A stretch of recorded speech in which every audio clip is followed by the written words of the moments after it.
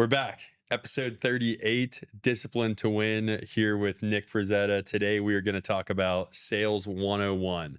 Really want to put to rest the bad reputation that sales gets in every industry, because at the simplest form, sales is literally just finding innovative solutions to help people solve their problems. Mhm. So make sure you like, subscribe, follow along, and shoot us any DMs of any questions you have, anything related to sales. So Nick, I'll open it up with you.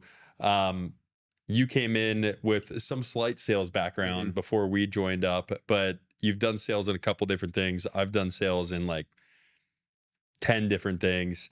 I can say that from my experience, didn't matter if I was selling somebody a lawn tractor or television or, investments, insurance, anything. It's the same exact thing in every industry. It's just been trying to figure out how I can help people and how you Mhm. can help people. And I think the best people at sales truly go in with no intentions and just address the client's concerns and figure out what their problems are and just use what they have as a solution to solve those problems. And I Mhm. think if you can do that, anyone you work with will never even realize that they're being sold anything, which they really shouldn't, because at the end of the day, you're just like, you have solutions to people's problems. So I guess talk me through, how easy that was for you to catch on, how quickly you realized that, how you still use all that today. Totally. So I think bigger than just the product that you're selling. And a lot of people, don't get me wrong, product knowledge is extremely important. For Anytime you're sure. selling, you need to know your product better than anybody else knows your product. But what's even more important than product knowledge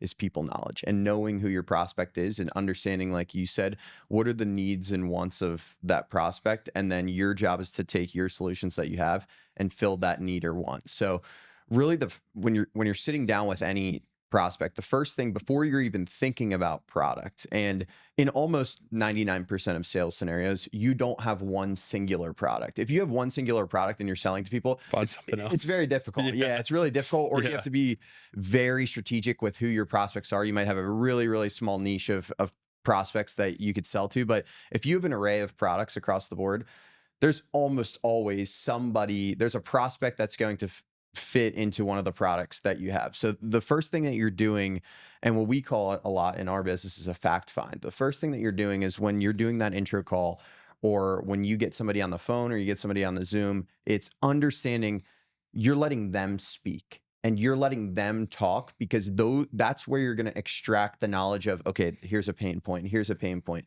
here's something they want that they don't have, here's something that they said to me regarding price or budget or specific thing that they want from the product or what they're trying to accomplish. You're trying to extract as much information as possible from the prospect when you're sitting down that original meeting.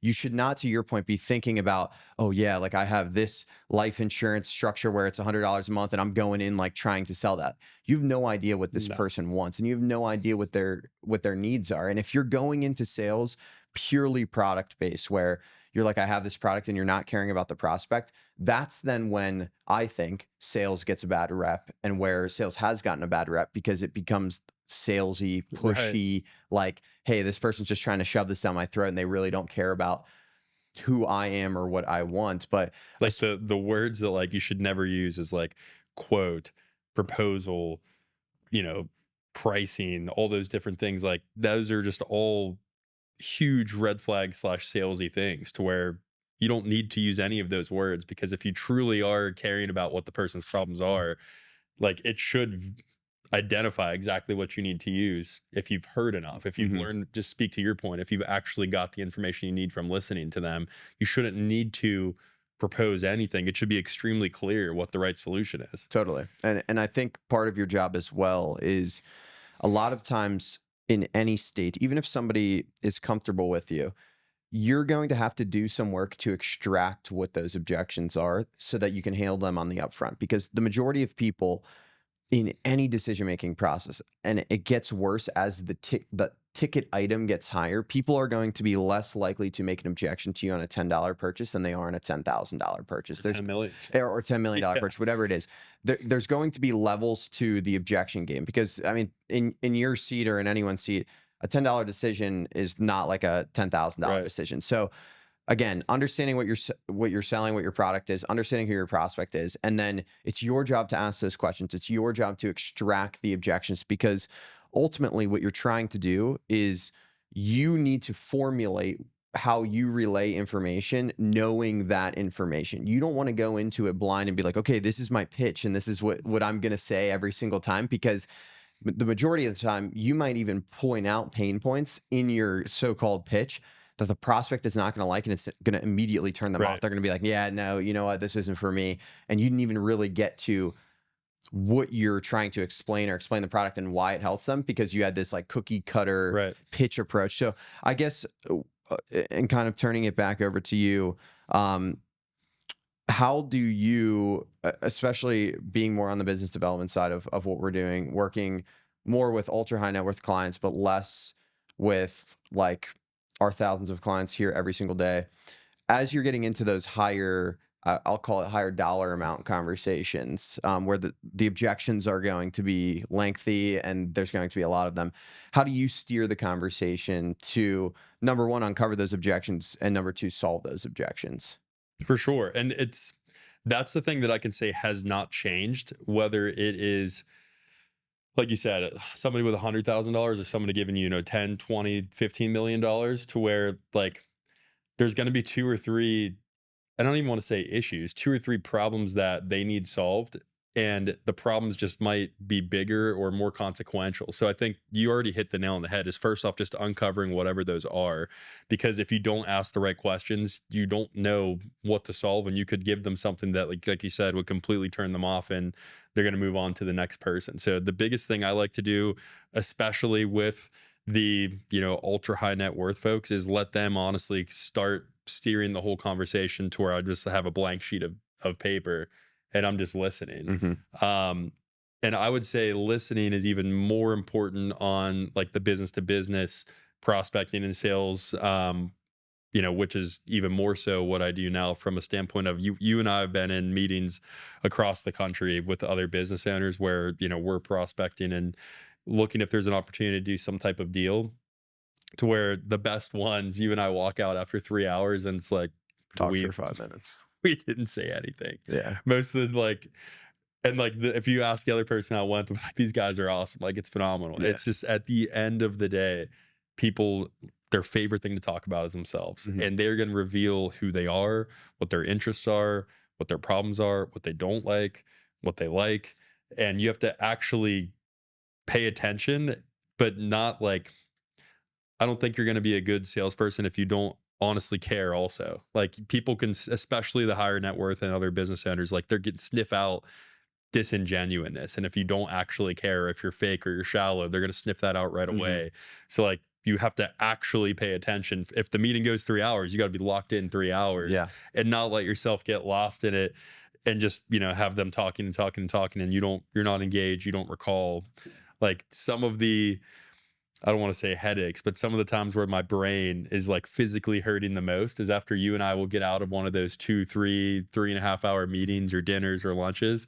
And you and I will always look at each other like, because like our heads are like literally pounding, because to be on, and when I say on, like 110%, hanging on to every word, being as tactful and strategic with the way that you are talking and the words you're saying for an extended 3-hour session is a lot. Mm-hmm. And I feel like so many people just sabotage it, don't give that much time, blow it up talking about something about themselves that the person doesn't like, doesn't ask enough questions.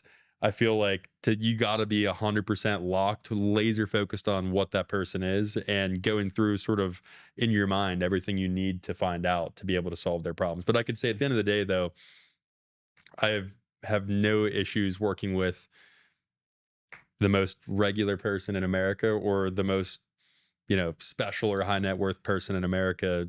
At the end of the day, everybody are just people, and everyone has problems. No one has no problems. So I think that I haven't changed, the way that I operate. It's the same exact process that I think can work in any industry any person, and we just laid out, the process is literally just figuring out who they are, what they are, what they want, what they need, and then just being articulate and a subject matter expert enough of whatever it is that you do to be able to take the most complex thing, which a lot of times what we're talking about is super complex, and being able to meet the sweet spot of whatever somebody's intelligence level is on how you have to effectively communicate with them. So maybe that's honestly the answer in all of this is the problems are the problems for people of all walks of life, but you have to be able to switch your means of communication and meet someone right where they are and how they communicate. I completely agree. And the word I was going to use is your adaptability Yep. within any type of meeting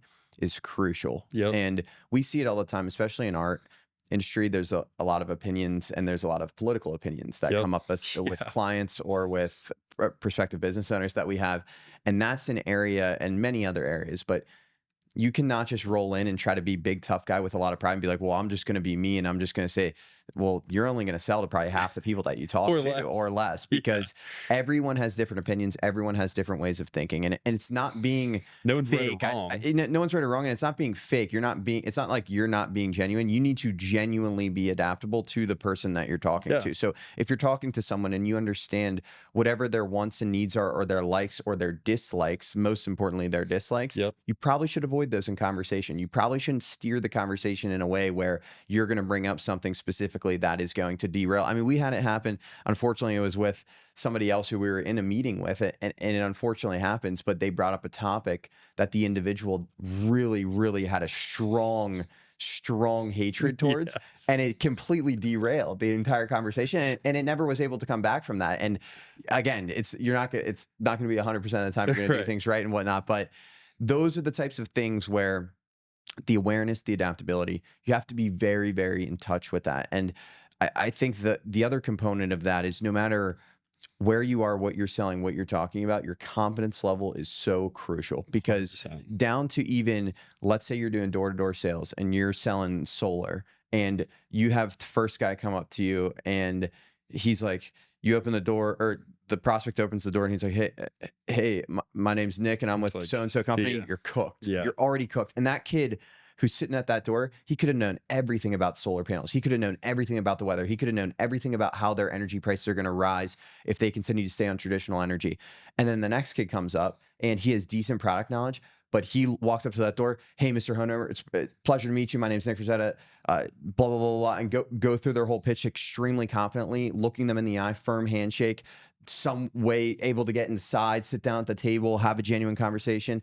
Those are the types of people that are going to sell more, because sales is not a game of who's smarter than the next guy. It is purely a game of who can connect with people, who can solve problems, and who can get the prospect to the finish line, which I think is like honestly a whole nother episode that we'll do on actually closing the sale. Not because order taking. yeah, not order taking, actually closing the sale. I think we can do another For sure. Yeah. episode on that. But I think what you said is so key as far as confidence, and something that everybody naturally fights. And the first couple of years of my career, I fought it a lot, is overcoming imposter syndrome of you're constantly at a fight internally of, do I belong or not? Mhm. And I can tell you, to every single, financial advisor that exists started out with no money, unless you're like a trust fund baby or whatever.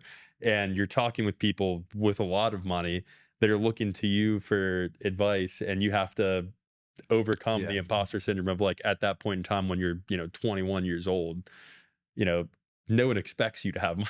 You know Yeah. what I mean? So you've got to just overcome that and act like you belong.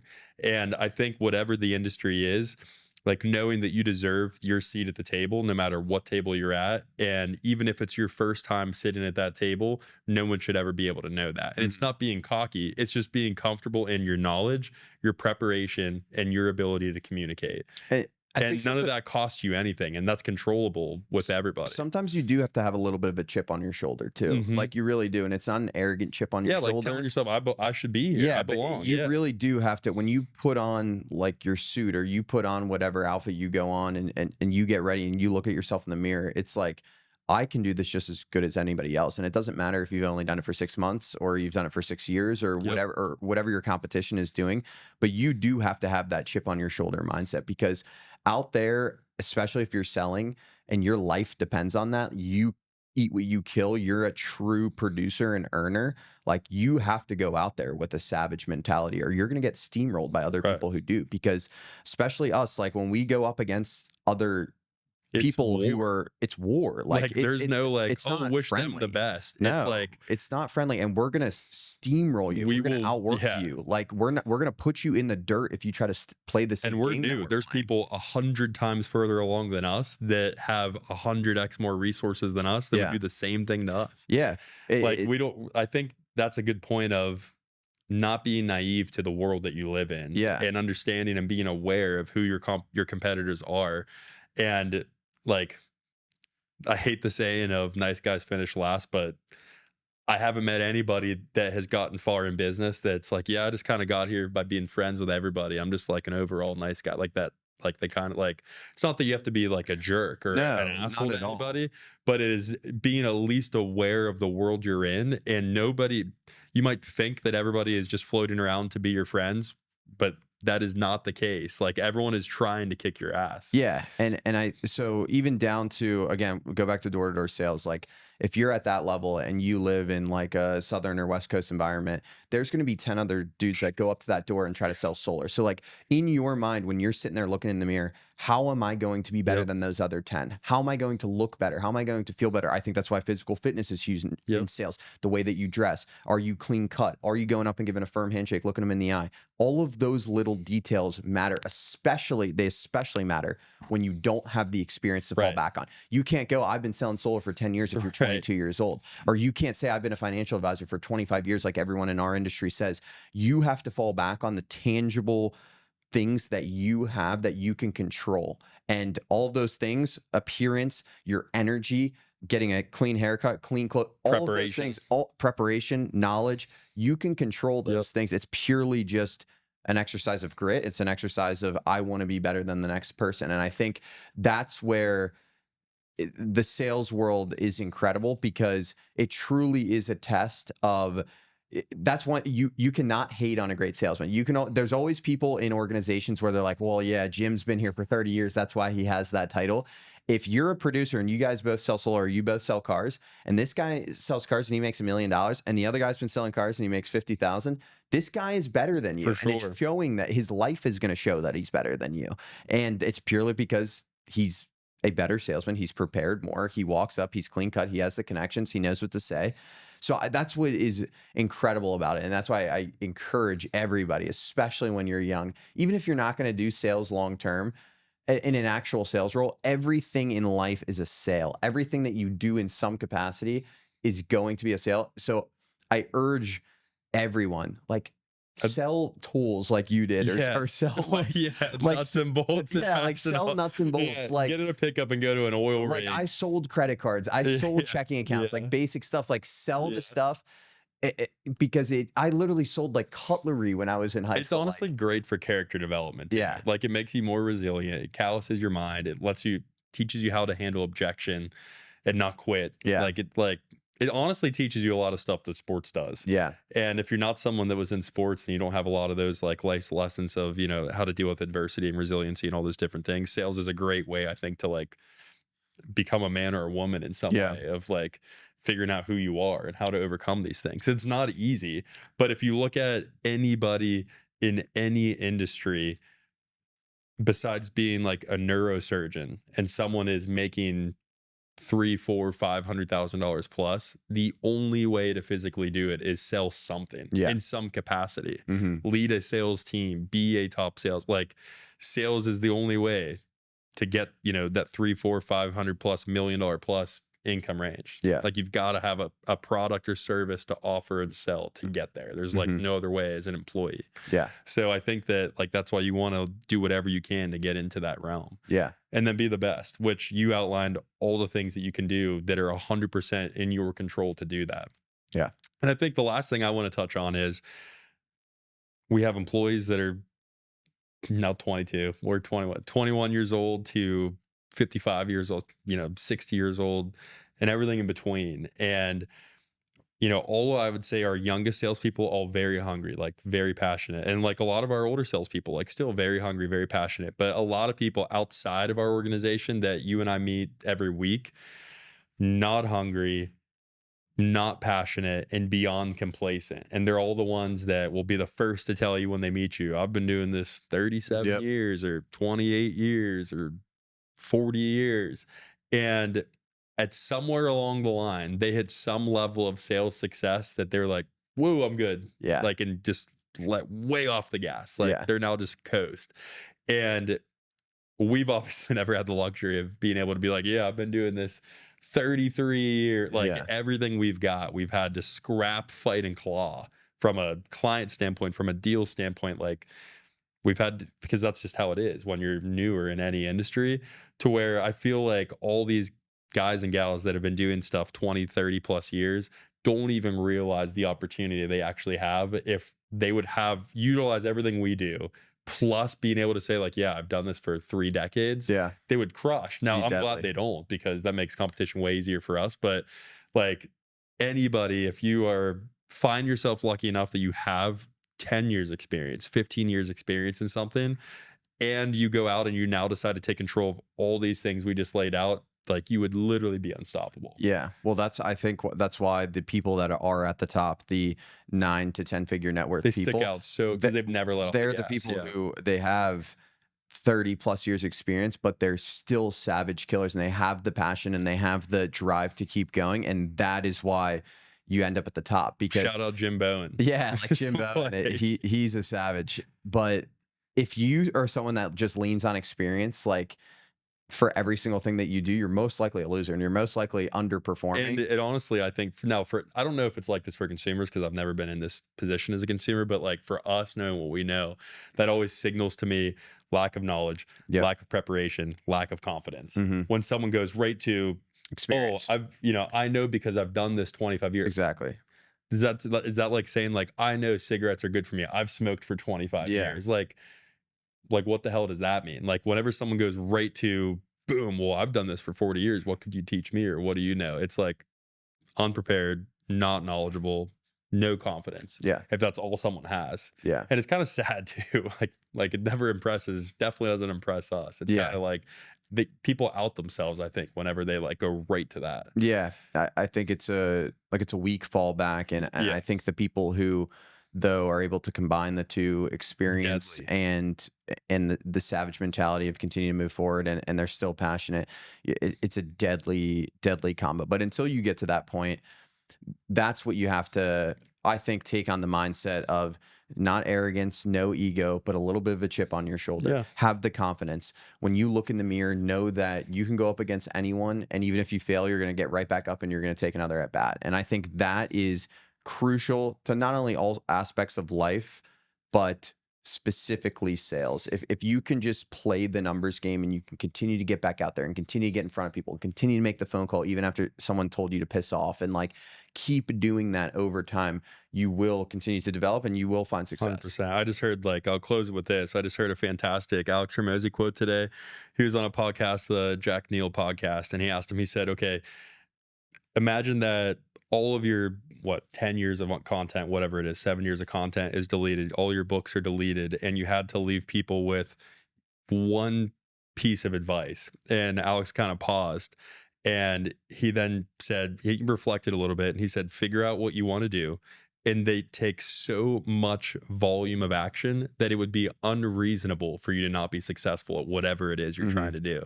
And that speaks right into what you just said of like, figure out it is what you want to be good at, what you want to sell, and then take just so much massive action and volume that there's just like no logical way that you couldn't succeed at that.